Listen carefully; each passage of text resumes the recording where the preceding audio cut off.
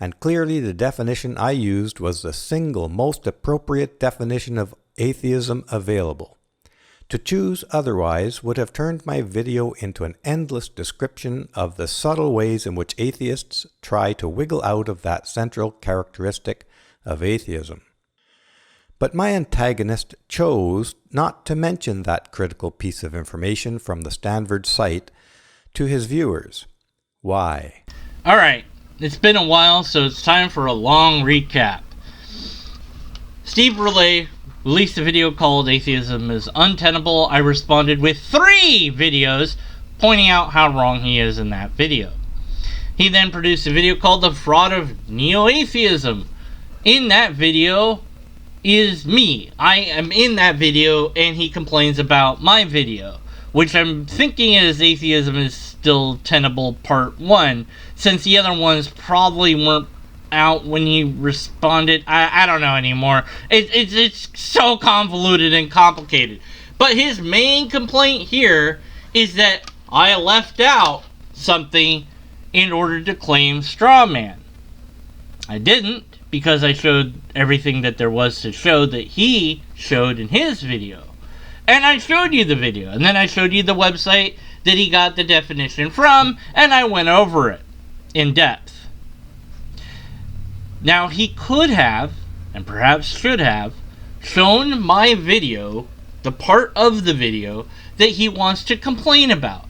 Here is this chunk of the video. Here's the time index just to get it clear.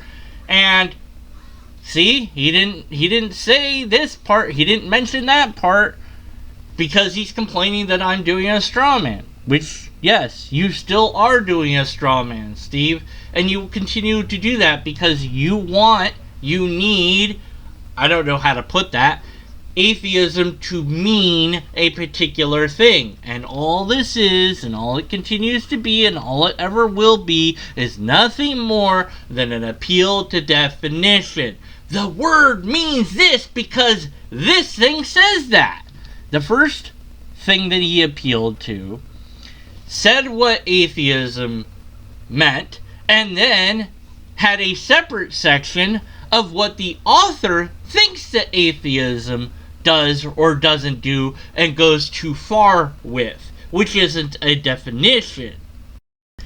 And in regards to the Stanford Encyclopedia of Philosophy, even on there it says that it's not necessarily that the word atheist ought to be defined in the way that they're suggesting it is defined, and shows important objections to that very definition. Steve, you have still committed a straw man in what atheism is. Even the things that you point to negate your claim. But even if you could demonstrate that you didn't perform the obvious straw man that you did, you're still performing the fallacy of appeal to definition, Steve, as well as all the other fallacies you've committed. But none of this matters. Let's say that atheism has a burden of proof and we haven't upheld it. Okay, but theism hasn't either, and you haven't in your video. So there's no fraud going on. There's nothing wrong here. There's no conspiracy. It's just that the definition has changed over time, and you don't want to accept that. You think that we're trying to wiggle out of proving that there's no God. Well, what's God? Tell me what God is, and I'll tell you if there is or isn't one. Because it destroys his thesis that I used a straw man. Let's spend a moment looking at history before I get to the hot mess that is American atheists and their monstrous invention, neo-atheism. No such thing as neo-atheism. Stop using that word. In the early part of the Enlightenment, it was still dangerous to declare disbelief in the existence of God, and many people were killed for just such an act. However, in the 18th century, a philosophical essay by a French Catholic priest, Jean Meslier, titled Thoughts and Feelings of Jean Meslier, was published posthumously. In his essay, quote, Meslier rejects the concept of God, the soul, miracles, and the discipline of theology, unquote. And according to philosopher Michel Onfray, this essay marks the beginning of the history of true atheism. Okay, so some nitwit in the past made a no true Scotsman. Good job. Atheism's been around long before that. True atheism? Oh, jeez. No true Scotsman. Okay, well, we're off to a great start. At any rate, I'm sure that this is gonna matter at some point, though. Maybe, somehow, right? Another quote taken from the same Wikipedia page shows that the belief that God or gods do not exist was indeed considered to be the definition of atheism at that time, as it is up to this day. It's interesting that you do not show Wikipedia's page, instead choosing to show an image of this guy with the small sample that you've got from Wikipedia. Why aren't you showing the entire page of Wikipedia? Well, I don't know, but I find it interesting that here's the page that you're quoting from, and after it says History of True Atheism, it doesn't say anything about that being the way that it was defined back then or the way that it's defined now. Those are your words. But by keeping the image up as you did, makes it seem like it's coming from Wikipedia, perhaps lending an air of authority that it otherwise wouldn't have if people realized that that's just coming from you and not from Wikipedia. I don't know, just seems to me like a little bit shifty, dishonest, questionable tactics there.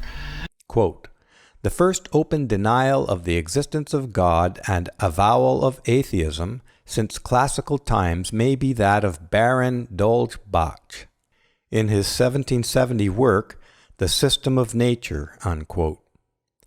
I'm well aware that some philosophers held more nuanced views about God, but they were careful not to identify as atheists. But this hasn't stopped neo-atheists from trying to prop up their credibility by projecting their own beliefs onto those philosophers, an act of historical revisionism not unlike what we've seen from feminists. Citations would be great. Some examples would be wonderful. Any sort of evidence that would back up your bald assertions. No? Oh, okay. So what the bleep are you talking about? Where do you get this idea from? What the bleep? Friedrich Nietzsche, for example, is listed as an atheist even though he criticized atheism as much as he did the church. These quotes from the essay Friedrich Nietzsche's Atheism on study.com explains it nicely. Quote, Yes, study.com, that well-renowned learning platform.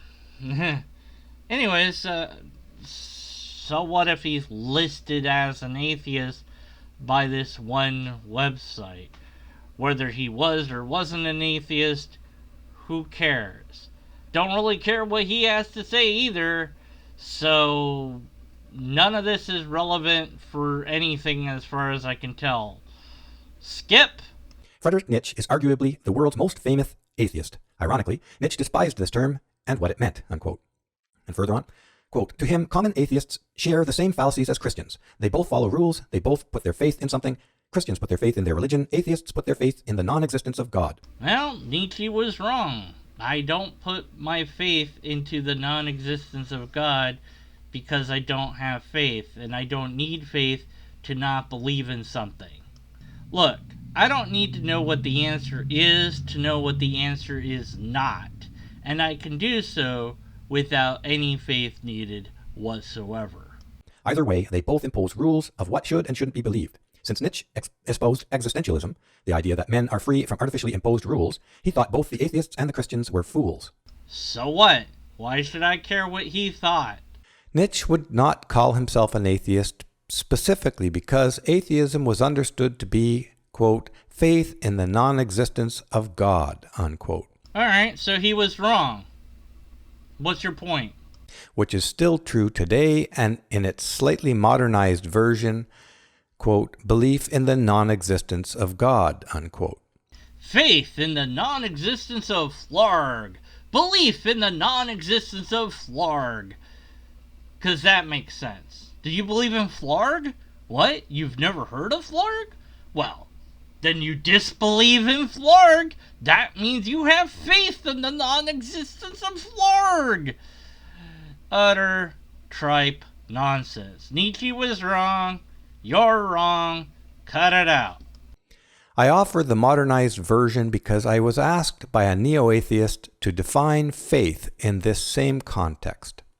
My friends call me Dan Green. You call me Deconverted Man.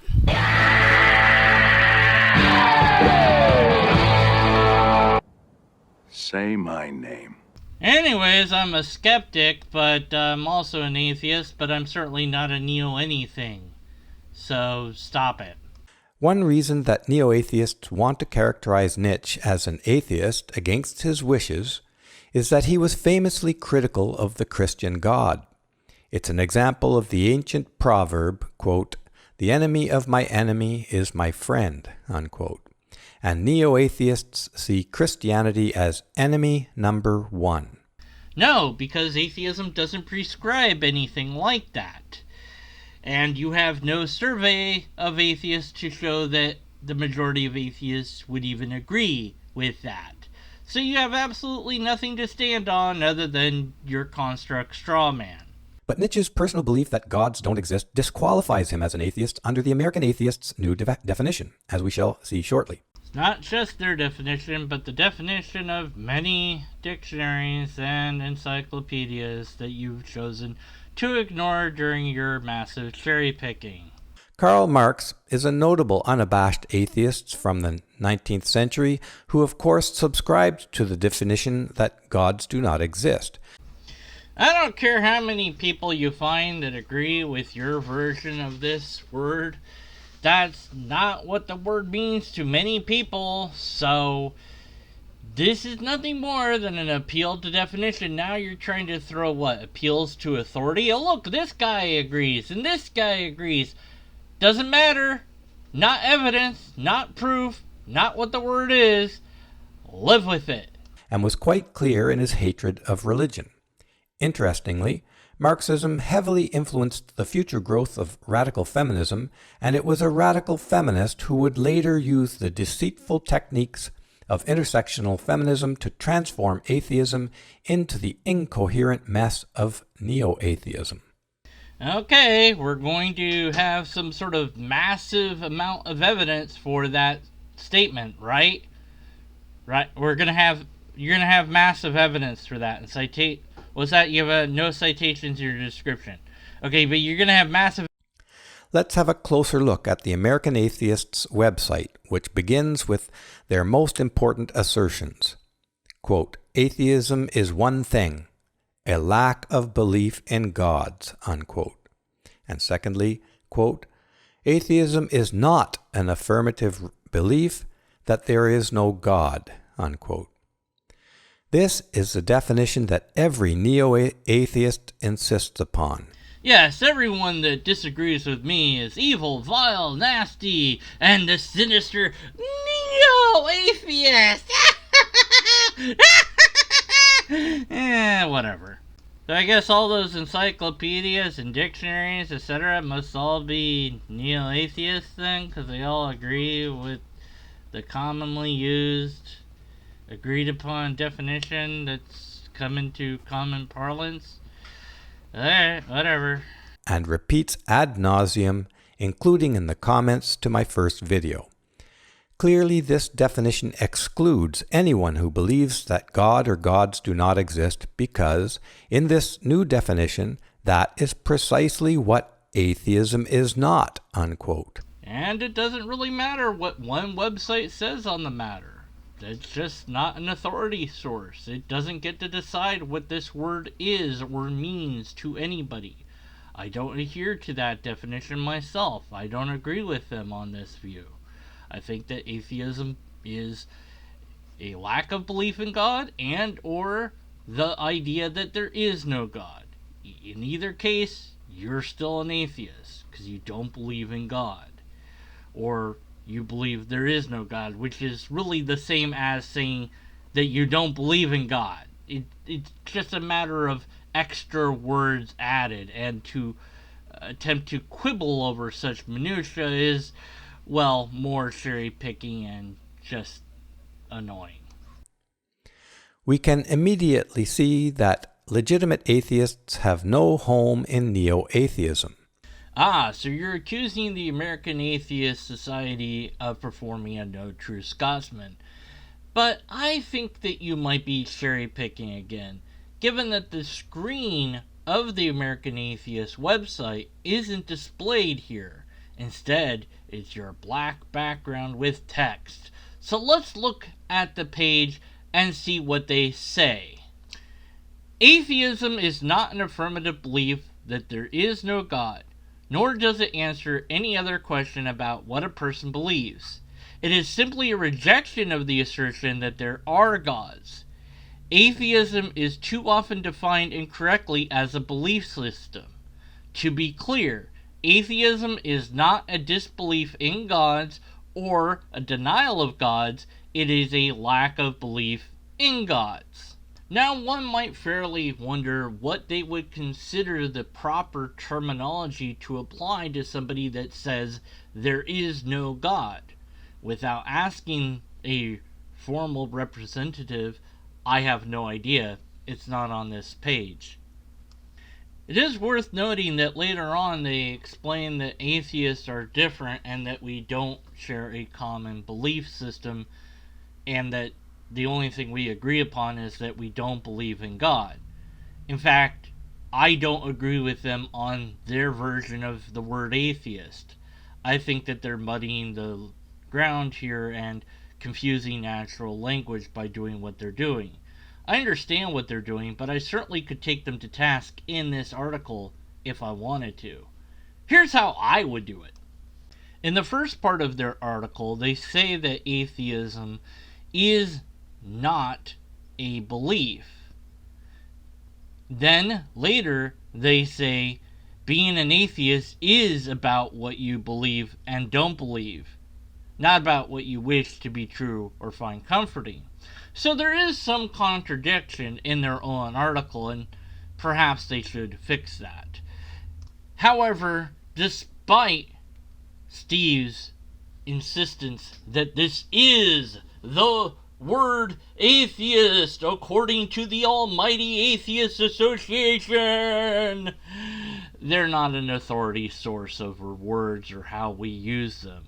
I don't care what the bleep they say. They have nothing to do with my personal view of the word atheist, nor is it the case that you have to agree with anything they say to call yourself an atheist. In fact, really the only thing that you have to do to be an atheist is say that you don't believe in God, or that there is no God, which is almost the same thing, really. It's just a slightly different take on the same issue, but people like to play with words, especially when they don't have a coherent argument of their own for their own belief system. Like Steve here. Where can the legitimate atheist hang his hat when the neo-atheist definition explicitly excludes him and even denounces him as not being an atheist? In other words, neither Friedrich Nietzsche nor Karl Marx fit this definition, and yet neo-atheists embrace the hatred of the church that these two embodied, as is evident on the American Atheists website. And even if all that was true, this has nothing to do with the claim that you made that I'm still waiting for you to support. If you've forgotten what that claim is, you watching and Steve as well, here it is again. And it was a radical feminist who would later use the deceitful techniques of intersectional feminism to transform atheism into the incoherent mess of neo-atheism. So, Steve, I know that you cannot demonstrate this claim to be true, and I know that because there's no author for this About Atheism page. Unless you absolutely have some sort of proof that I'm unaware of who wrote it, how could you then demonstrate that that person is also a feminist? That would be the only way to prove or even indicate what you are saying is even close to being true. Neo-atheism isn't a thing other than a thing that you invented to continue to try to poison the well. And again, the American atheists are not an authority on how this word is used. Furthermore, we already had a category called non-believer, more recently shortened to none, and a category called existentialist, both of which are a better fit for those who claim a lack of belief in God than is atheism. Use this word! I like it better than this word. It would make things easier for me. Well, it might indeed make things easier, but you can't resolve the problem of natural language. No one can. Even logic itself doesn't seem to be able to resolve the problems of natural language. We would have to make an artificial language. Then there would be different problems, perhaps, but we could maybe solve the problems of natural language. One word has one meaning, and that's it. So, word A means this, word B means that, word C means the other thing, and so on and so forth. Coincidentally, Steve, there's a different Steve out there who has argued that atheism ought to be seen as that there is no God. And he supports this with a particular encyclopedia that also has that notion. His argument is that if we did this, well, it would make conversation easier. But I don't know that it would make conversation easier. Because then you'd have to do that with other words as well. And there'd be no end to that process unless you invented the artificial language where every word had just one meaning. Whether or not somebody's actually able to construct such an artificial language, I have no idea. I'd imagine it to be a very daunting task, perhaps even an impossible one. But nobody has done that yet. And until they do, we're stuck with natural language. And even if they did construct an artificial language, try to get anybody to use it. Yeah, good luck with that. So all you're doing is, I don't like what you did. Use this other word. This works fine. No, we're not gonna, because we're used to this word. We like it. Deal with it. It's ours now. So we are left to wonder what motivated neo-atheists to completely muddy the water and make the legit atheists invisible with smoke and mirrors. They must see some advantage in usurping the word atheism. Changing the definition of atheism was necessary in order to justify railroading others into their growing tent, and they waste no time about it, as we can see from their website. I don't care what the American Atheist website has to say, and I don't feel like defending them, so I'm just going to skip through all this part here. Remember The Fraud of Feminism by E. Belfort Bax? Taken together, these claims by American atheists serve one purpose: to isolate their enemy by exclusion, which is exactly what intersectional feminists do when they include every possible identity under their now planet-sized tent, except the straight white male, who has been selected for ridicule and vilification by exclusion. So all of the skipped over bits were just about the American Atheist website and him complaining about how they define the word atheist and how the article has, as I pointed out, what seems to be inconsistencies. But he then applies this idea that there's a reason for it, as if he could know their motive. And then he ties that reason to this claim regarding feminism, which may or may not be true. That may or may not be the tactics that that version of feminism uses. I'm not going off the deep end to examine that. What I'm interested in is a proof that this was a feminist that did it. See, if he wanted to say that the American atheists used the methodology of feminism, then he might have somewhat of an argument there. But he didn't say that. And it was a radical feminist who would later use the deceitful techniques of intersectional feminism to transform atheism into the incoherent mess of neo-atheism. So there you go.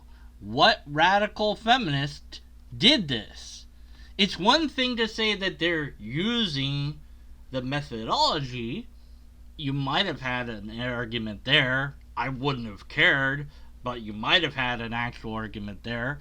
But instead you said it was a radical feminist that did that, and you haven't shown that it is a radical feminist that is responsible for using this methodology. I also don't really think that you've even demonstrated that the methodology was used at all, but if you wanted to make that argument, you failed to do so because you failed to demonstrate your first premise. All you've done in the skipped over part is, well, try to make the argument that the methodology is similar, if not the same. But you've failed to demonstrate that it was a radical feminist that did that, so who cares? And even if you were actually right about all of this, I still wouldn't care. It has nothing to do with how I view atheism. In their turn, American atheists have singled out the Christian idea of a personal God who can be petitioned through prayer and who not only created the world but actively sustains it for special ridicule. Why the fuck you lying? Why you always lying? Oh my God, stop you fucking lying. Steve, whatever you think is going on with the American Atheist Association has nothing to do with the actual reality of what it means to be an atheist. The word atheist has existed before them and will exist long after they're gone. They're a single website. They have a lot of members. I'm not one of them. How I came to call myself atheist was because when I looked it up online, I found that it fit what being a skeptic was. I am a skeptic first. Because I'm a skeptic, I don't believe in God. What do you call someone that doesn't believe in God? Atheist. Now, some people say that means that you think there is no God. Well, that's true in some cases, depending on what the person says God is. So I rely upon the person that is claiming God to tell me what God is and how they know that that is what God is in the first place. Steve, if you had only emailed me and asked about what you should say in regards to atheism, I would have told you, say nothing. You don't know a damn thing about it. What you do know is your own beliefs, your own ideas. So instead, talk about those.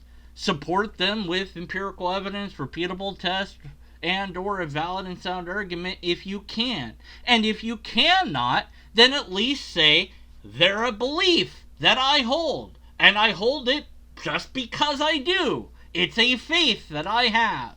I don't like that there's some people who disbelieve in them, but I understand why they wouldn't, given that there's no evidence for them. That would have been a video that I would have left alone, Steve. But no, you had to put your foot in your mouth and eat it. Anyways, I'm not going to continue to rag on defending the American Atheist Association because I'm not a member, nor would I be, and I don't care what they say, so I'll leave that up to somebody else if they want to do that.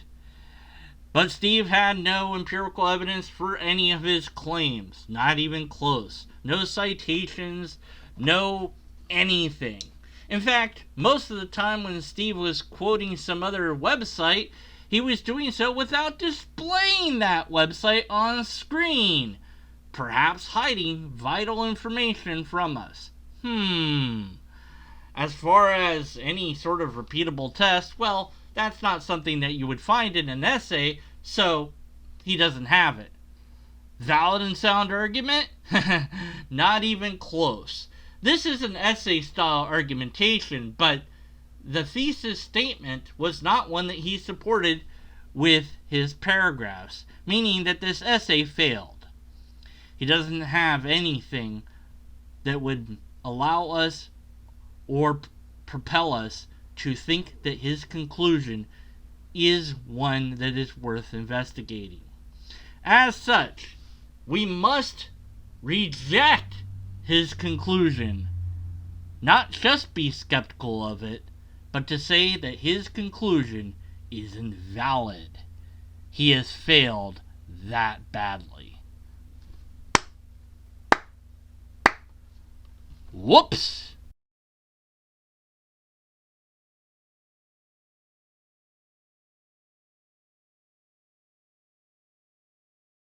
Everybody that disagrees with me is this word that I've invented to demean, defame, dismiss, etc. The opponents. The opponents?